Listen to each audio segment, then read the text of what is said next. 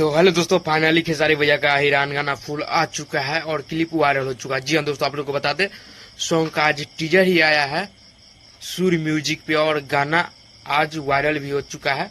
दोस्तों आप लोग को बता दें ये सॉन्ग के पूरा जानकारी दूंगा इस वीडियो में, तो आप लोग वीडियो में अंत तक बने रहिएगा। बड़ी मजबूत होला जादो जी के लाठी है, छू के देख बड़ा टाइट बरे।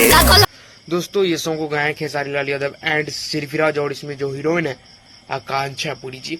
और ये सॉन्ग आप लोग को बता दे अग्नि परीक्षा एक फिल्म आने वाला खेसारी भैया का, उसी में का ये गाना है।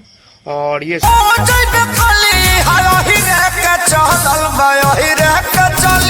सॉन्ग कौन सा म्यूजिक कौन सा धुन है, तो एक गाना आया था बबुआने से हिला पवन सिंह का, उसी पे सेम म्यूजिक सेम ट्रैक खेसारी भैया का भी है और सेम उससे बवाल गाना लग रहा है कहीं ना कहीं।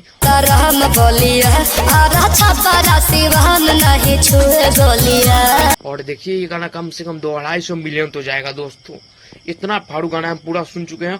और आप लोग को बता दें ये सॉन्ग में काफी गजब गाए हैं खेसारी लाल यादव एंड सिरफिराज।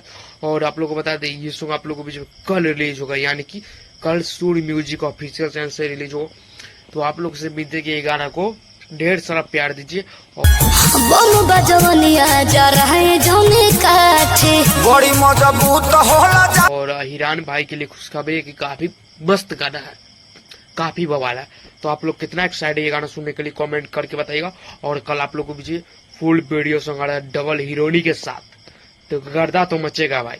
तो आप लोग गर्दा से गर्दा उड़ा देना है। और ये वीडियो आप लोगों को अच्छा लगा हो तो बबलू किडो को जल्दी सब्सक्राइब कर दीजिएगा, मेरा हर खबर आप तक जल्द पहुंचेगा। जय हिंद। हो गई गाया गाजीपुर सासाराम बोलिया।